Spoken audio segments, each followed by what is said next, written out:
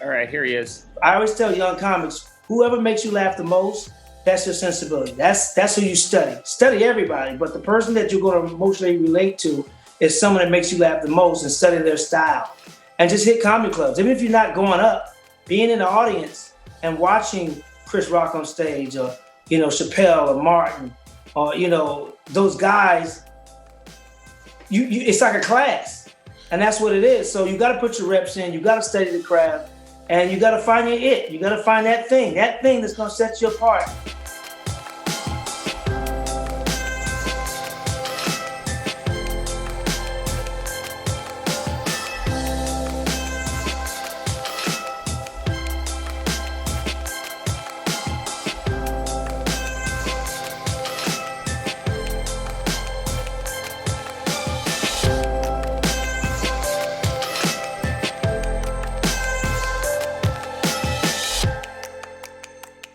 About doing 5-6 shows in 3-4 days. Is it the same show each night? Is it a little different? Is it a lot different? Well, every comic's different again. It can be the same jokes, but it's never the same show. For me, it's never the same show. I may do the same jokes, but never in the same order, different segues, because we got to make it interesting for us. If we're not interested in the bit, it comes off to the audience. So I'll mix stuff up, or I'll dig a hole. I like digging a hole I like setting myself up to fail so I can win. What does that mean? I'll go into a city and just trash the city. I'm a big sports guy. Mm-hmm. So I'll give you an example. When Shaq and Kobe were with the Lakers, during those years, those championship runs, Sacramento Kings were on our ass. Mm-hmm. Like they were like that dude with Chris Webber and Mike Bibby and Bobby Jackson, those guys. They were handing it to us. And so I would go to Sacramento. For some reason, they always booked me the week we just booked them. Beat them in the playoffs, or the week after. And I would go in there with a Laker jersey on, and I would ring a cowbell because Phil Jackson said all the wives in Sacramento wear cowbells around their necks. and I had this Lakers CD with Chick Hearn's voice on it, with some of the greatest Laker moments on it. And I'd play that walking to the stage, and they would boo the hell out of me. Like boo, like you would have thought you was at the Apollo. They would boo the shit out of me, man. And I liked that. And I was like, okay, now the pleasure of getting them back after they just booed me was a game for me. And so I go to other cities and trash the sports team if they suck. And just to see if I can get the crowd back. So that's how I make it fun for me. So sometimes the set is the same jokes, but not in the same order. And actually, every comedy show is different, because none of these people will be in the same space and time ever again in life. Sure. While we're telling those jokes. And the energies are always going to be different. I've seen guys do a first show, get a standing ovation, and then that second show, same city, same venue, same night, bomb. So wait, you're piling dirt on yourself just to make it more of a challenge. Yeah. Is it ever like makes my nipples hard? Is it ever like, damn, I really built a hole tonight. I really didn't fully dig all the way out of it tonight. Like, damn. Oh yeah. There been some nights where I wanted to go back to the room and slip my wrist. I mean, I'm not making fun of people who have tried and attempted, but that's how you feel. When you bomb, it is the loneliest feeling on earth when you don't have a good set. Because you're on stage and you're just eating ass. I mean, that's what we call it in comedy world. And your mouth gets dry, like cotton mouth. Like I'm not a weed smoker, but I smoked before, and you get cotton mouth. And your whole 3-hour set that you have, you can't think of a joke. They like leave you. They play you. And then you don't joke. You don't stay looking for joke. You're picking up the mic stand. There's a joke under this glass somewhere. I bombed so bad one time in Vegas. It was mostly white audience. And it was very long time ago. I was bombing so bad. I was like, well, what y'all want to talk about? Come on, get me riled up. Call me a nigga. Do something.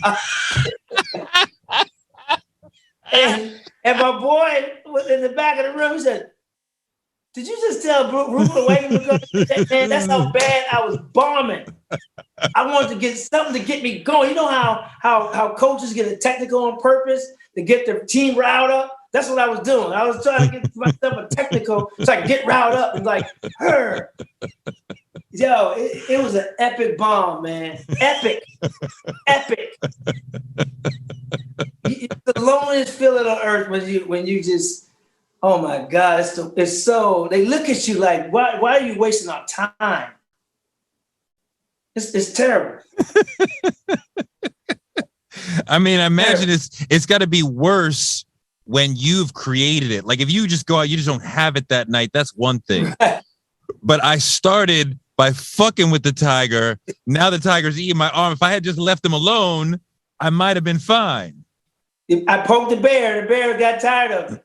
You know, bear like, and that's what happens, man. Unfortunately, man. But you learn from it. You know. Give me your top 5 all-time stand-ups.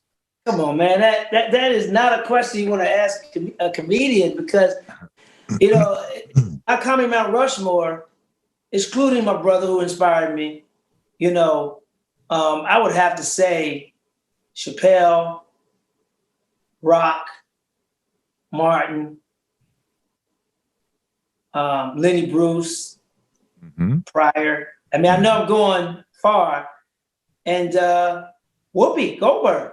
Interesting. You know, she's, you know, her stand-up, man, and she don't consider herself a stand-up, but her characters, the way she gets into characters, man, I used to love watching her, you know, on her Broadway shows, man, just get into character and lose the audience. It's Pryor-esque, you know. I remember that Smokey Fontaine, Why Am I Straight? Ooh, that was killing. I have it on Laserdisc. Remember before they were DVDs, there was a big ass Laserdisc, like the size of a ring light. The ring lights, the size of a ring light, the big ones. I got it on that. That's old. I studied that, man.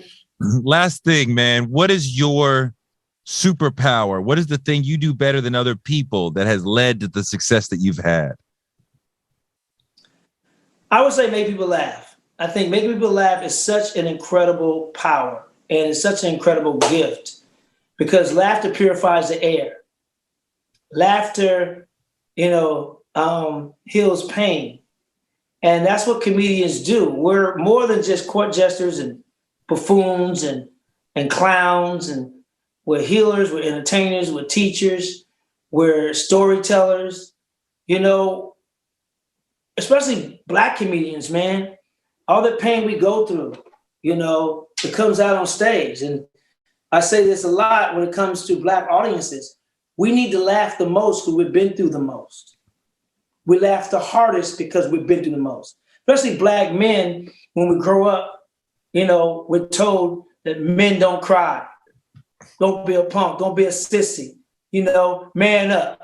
You little sissy, man up. And we hold all the emotions in. That's why Negroes walk around the hood mad.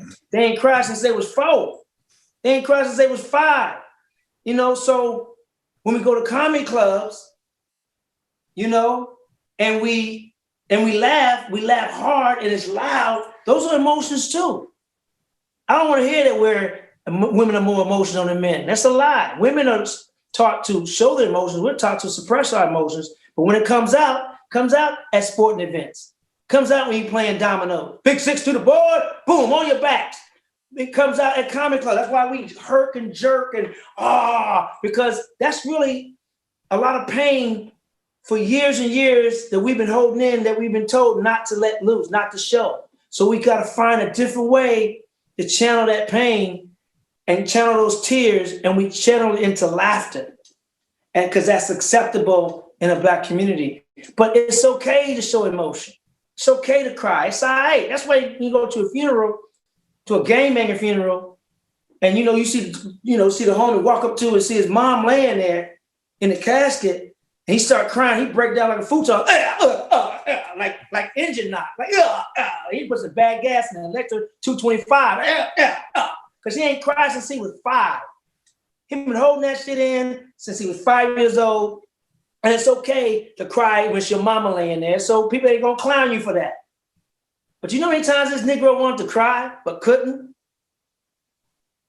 So my superpower, I would say, is laughter, the gift of laughter, because who would have thought at 6 or 7 years old, poking my finger in some grits would lead to a documentary about the resiliency of these hungry Black comedians who are going to be seen by any means necessary, who, when the smoke cleared and the dust settled in South Central Los Angeles, what came out of it was men and women being funny, wanting to just showcase, wanting that therapy. Who would have thought that by poking some grits? And I thank God that he put that assignment on me. And I thank God that I was obedient enough and just wanted to give back and pay it forward.